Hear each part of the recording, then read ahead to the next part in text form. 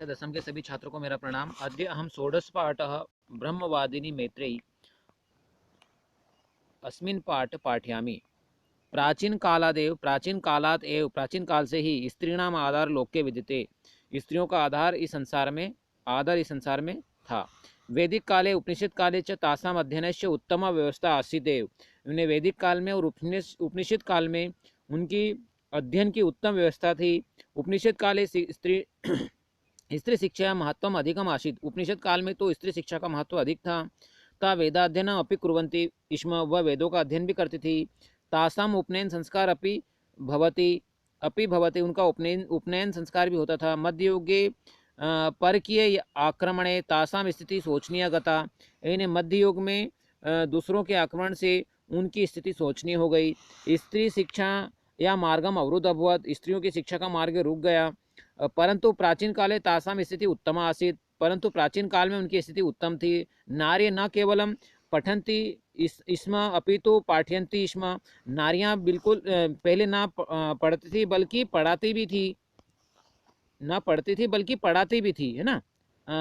मैत्रेयी न केवलम शिक्षिता तपस्वी स्त्री अपितु प्रसिद्ध अध्यापिका ब्रह्मवादिनी च आसीत्।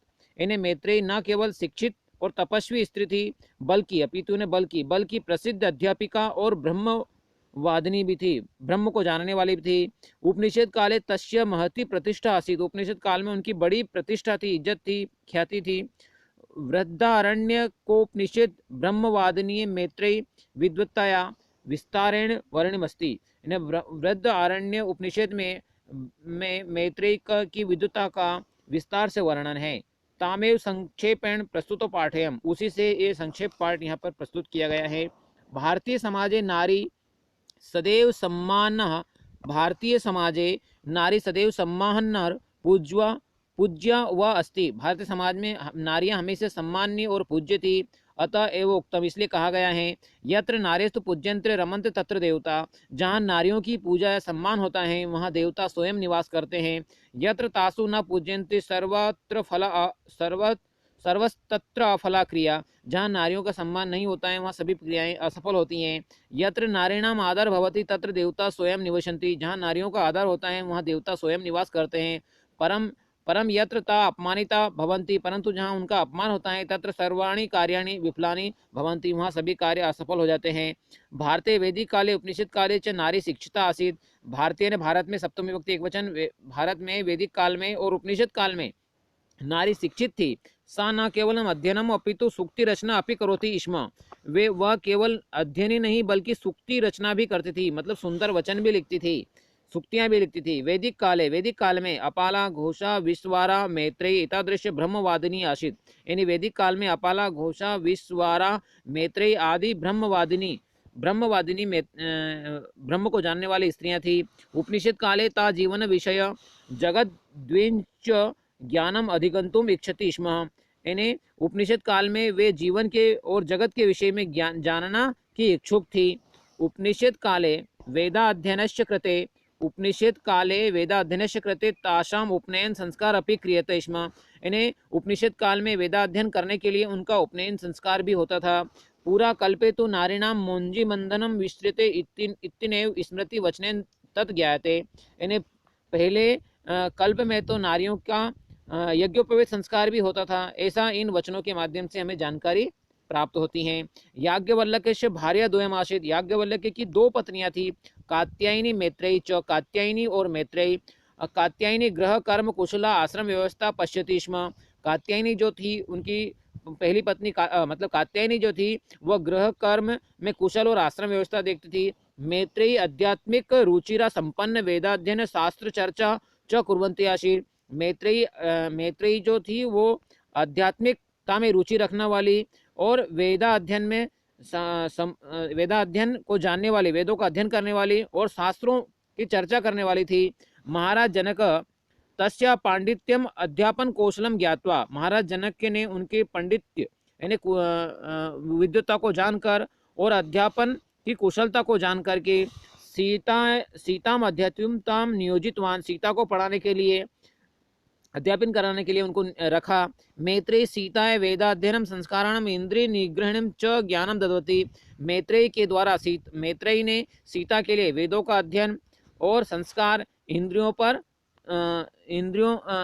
इंद्रिया निग्रहणम यानी इंद्रियों को वश में करना का ज्ञान दिया। एतादृशेन अध्यापन, ऐसे अध्यापन के द्वारा दृढ़ संस्कारे और दृढ़ संस्कार से सीता स्वजीवने, सीता अपने जीवन में संकट काले अपि न विचलिता अभवत, संकट काल में भी विचलित नहीं हुई, धैर्यता से रही। एकदा याज्ञवल्क्य मैत्रेयी कात्यायनी च आहूतवान, एक बार याज्ञवल्क्य ने, प्रथमा विभक्ति एक वचन, मैत्रेयी और कात्यायनी को, द्वितीय विभक्ति एक वचनम, दोनों को बुलाया। तथा उक्तवान और कहा, अद्य हम गृहस्थ आश्रम त्यक्त्वा संन्यास आश्रम स्वीकरोमि, आज मैं गृहस्थ आश्रम छोड़कर संन्यास आश्रम स्वीकार करता हूँ। मम गमनांतरम, मेरे जाने के बाद, युवर मध्य कला मा भवतु, तुम दोनों के बीच में कला झगड़ा ना हो। अतः संपत्ति विभाजनम कृत्वा एव गच्छामि, इसलिए संपत्ति का बंटवारा करके, विभाजन करके ही जाता हूँ। पत्यु निर्णयम श्रुत्वा मैत्रेयी चिंतामग्न अभवत, पति का निर्णय सुनकर मैत्रेयी चिंतामग्न हो गई। यदि मम सर्वाधार पति संन्यासम स्वीकरोति, यदि सब प्रकार से मेरे आधार पति जो है संन्यास स्वीकार करते हैं, तरी एतत् नस्वरेण धनेन किम, तो यह नस्वर धन का क्या। इति विचिंते, ऐसा सोचकर, विधन चिंत धन ले प्रत्यय सा उक्तवती, वह बोली, भगवान अनेन ऐश्वर्येण युक्ता पृथ्वी प्राप्य अहम अमृता भविष्यामि का, क्या मैं इस ऐश्वर्य युक्त से पृथ्वी को प्राप्त कर अमृत यानी अमरता अमर हो जाऊंगी क्या, नहीं है ना।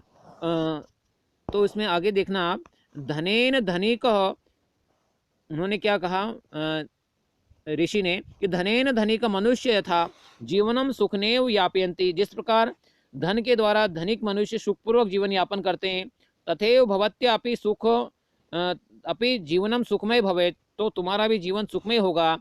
परम एतन धनेन अमृतत्व न प्राप्यते, परंतु इस धन से अमृतत्व प्राप्त नहीं होता है। इति याज्ञवल्क्य उक्तवान, ऐसा याज्ञवल्क्य ने कहा। तत्श्रुत्वा मैत्रेयी अवदत्, वह सुनकर मैत्रेयी बोली, यदि वित्तेन, वित्त है धन, वित्तेन तृतीय विभक्ति एक वचन, वित्त के द्वारा, धन के द्वारा, नाहम अमृतम भविष्यामि, तो मैं अमर नहीं होंगी, अमृतत्व नहीं प्राप्त कर सकती। तरी धनम स्वीकृत्य किम करोमि, तो धन स्वीकार करके, स्वीधन क्रीधन ल्यप स्वीकार करके, ल्यप प्रत्यय है, स्वी उपसर्ग है, क्री धातु है, स्वीकार करके क्या करूंगी। यत अमृतत्व साधनम अस्ति तद वदतु भवान, जो अमृतत्व का साधन है वह आप बताओ। स्वपत्नियां ब्रह्म जिज्ञासा, अपनी पत्नी को ब्रह्म को जानने, जिज्ञासा को जानने के लिए, ब्रह्म की जग को जानने की इच्छा से याज्ञवल्क्य आत्मनिरूपणम आरब्धवान, याज्ञवल्क्य ने आत्मा को जानने का ज्ञान बताया, इन्हें ब्रह्म का ज्ञान बताया। मैत्रेयी पत्न्या कृते पति प्रिय भवति, हे मैत्रेयी, पत्नी के लिए पति प्रिय होता है।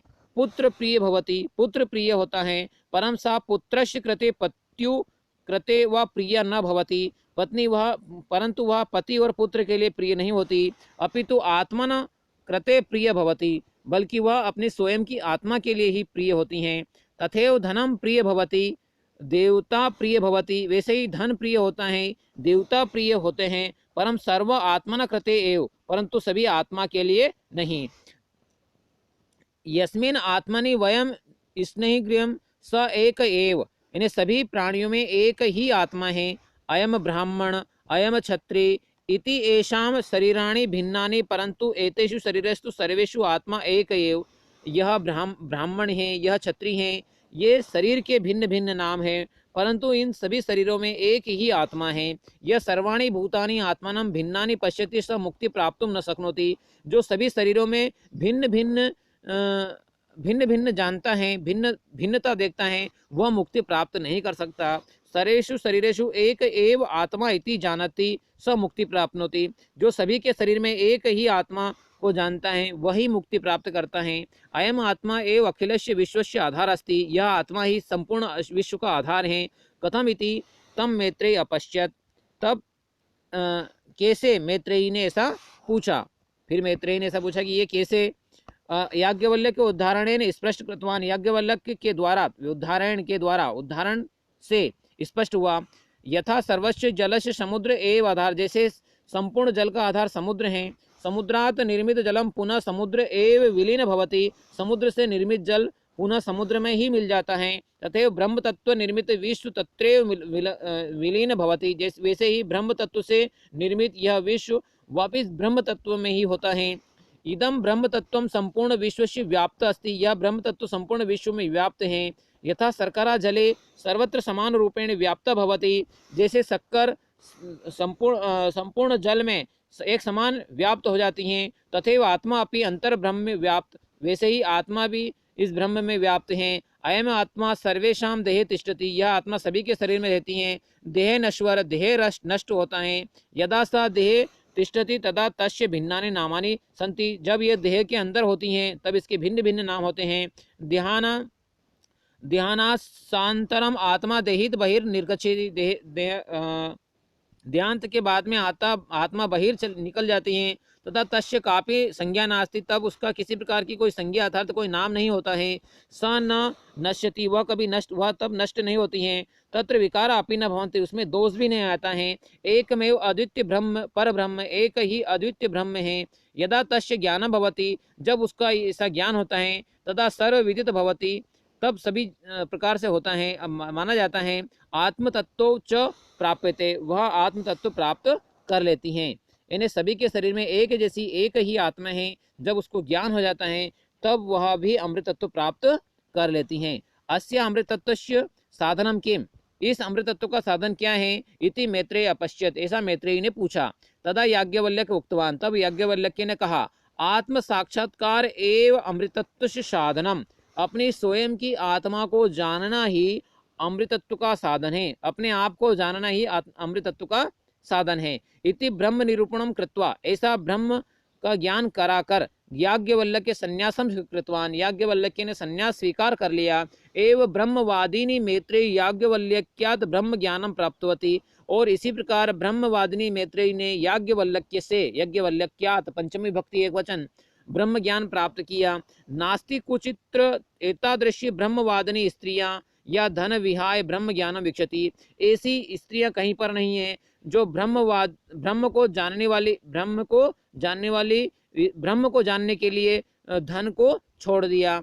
अतः मैत्रेयी भारतीय संस्कृति आदर्श भूता, इसलिए मैत्रेयी भारतीय संस्कृति में एक आदर्श नारी थी। इसी प्रकार यहाँ पर ये पाठ समाप्त होता है। जय हिंद, जय भारत, इति श्री।